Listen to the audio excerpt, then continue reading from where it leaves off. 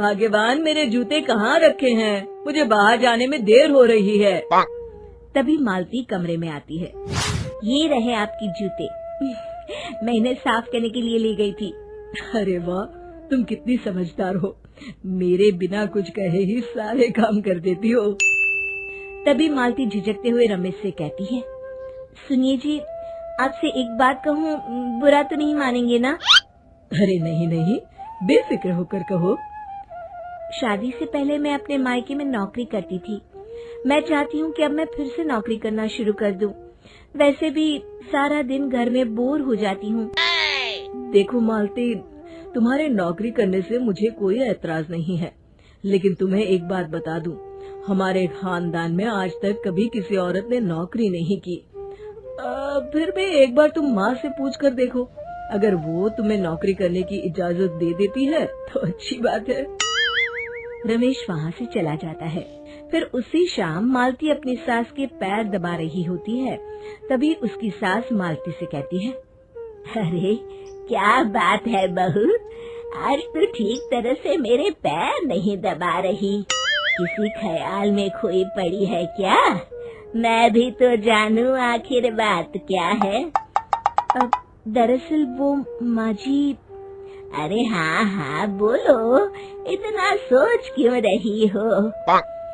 माँ जी, अगर आप बुरा न माने तो मैं नौकरी करना चाहती हूँ। घर के काम करने के बाद मेरे पास काफी वक्त बच जाता है।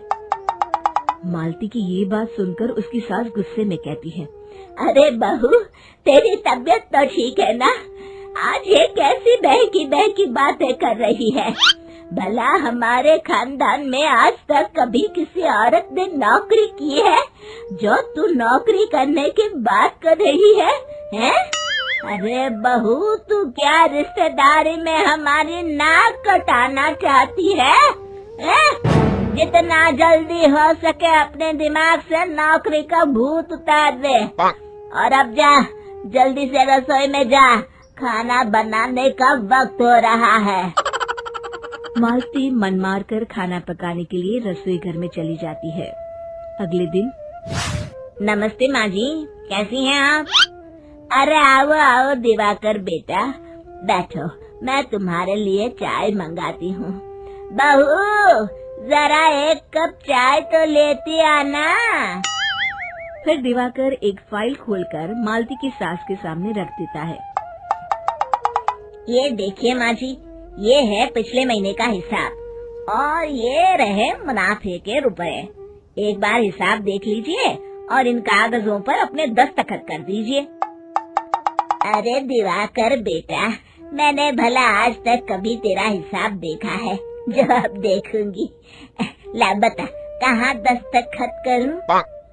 तभी मालती चाय लेकर वहाँ आ जाती है और अपनी सास को बिना कागजातों को पढ़े इस तरह लापरवाही से दस्तखत करते हुए देखकर हैरान रह जाती है।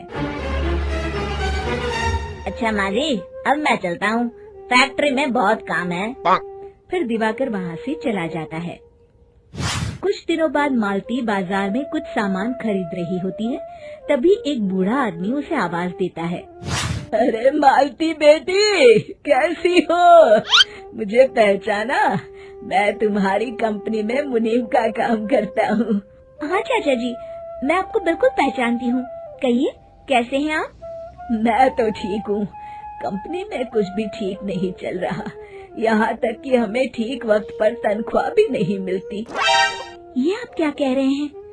अब क्या बताऊँ, आप लोग तो कभी हिसाब किताब देखने दफ्तर आते नहीं।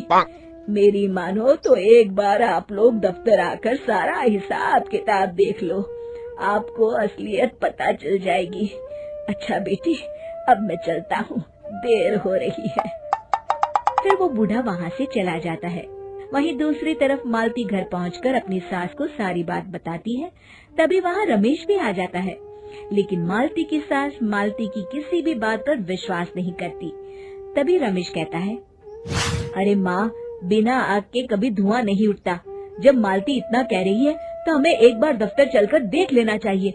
वैसे भी हम लोग काफी दिन से अपने दफ्तर नहीं गए हैं। इस तरह किसी एक आदमी के भरोसे काम छोड़ना मुझे भी ठीक नहीं लगता। अगले दिन वे सभी अपने दफ्तर पहुंचते हैं और सीधे दिवाकर के कैबिन में जाते हैं। अचानक सबको एक साथ देखकर दिवाकर चौंक जाता है। अरे माँ जी, आप सब लोग अचानक यहाँ कैसे आ गए? अगर कुछ काम था तो मुझे एक फोन कर दिया होता, मैं आपके घर आ जाता। तभी मालती की सास कहती है, अरे दिवाकर बेटा, आज मैं हिसाब देखने दफ्तर आई हूँ, जरा मुझे पिछले 6 महीनों का हिसाब दिखाना तो बेटा। दिवाकर घबराते हुए हिसाब की फाइल मालती की सास को देता है। मालती की सास फाइल लेकर मालती को देती है और कहती है, ले बहू, देख ले हिसाब। मालती फाइल को बड़े गौर से देखती है और अगले ही पल उसे सारी गड़बड़ी समझ में आ जाती है। वो अपनी सास से कहती है, माँ जी, मुनीम चाचा बिल्कुल सही कह रहे थे। हमारी कंपनी में पिछले 6 महीनों में जितना मुनाफा हुआ है, हमें उसका आधा पैसा भी नहीं मिला। यूँ समझ लीजिए कि 1 रुपये में सिर्फ चवन्नी ही हमारे हाथों में आई है। मालती की बातें सुनकर मालती की सास गुस्से से दिवाकर को पूछती है, क्यों दिवाकर, मेरी बहू जो कह रही है वो सच है? दिवाकर समझ जाता है आज उसका भांडा फूट चुका है। वो गिड़गिड़ाते हुए कहता है, मुझे माफ कर दीजिए माँ जी, मैं पैसों के लालच में अंधा हो गया था। अरे वाह दिवाकर, तू तो एक नंबर का चोर निकला।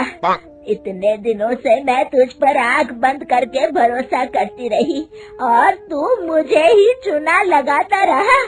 अभी के अभी निकल यहाँ से और दोबारा अपनी शक्ल मत दिखाना। दिवाकर वहाँ से भाग जाता है। मालती की सास मालती को शाबाशी देते हुए कहती है, बहू, आज मैं समझ गई कि पढ़ाई लिखाई हमारी जिंदगी में कितनी जरूरी है। मैं बहुत किस्मत वाली हूँ जो मुझे तुझ जैसी बहू मिली है। शिक्षा, पढ़ाई लिखाई का इस्तेमाल सही जगह करके हम दुनिया में बहुत कुछ बदल सकते हैं।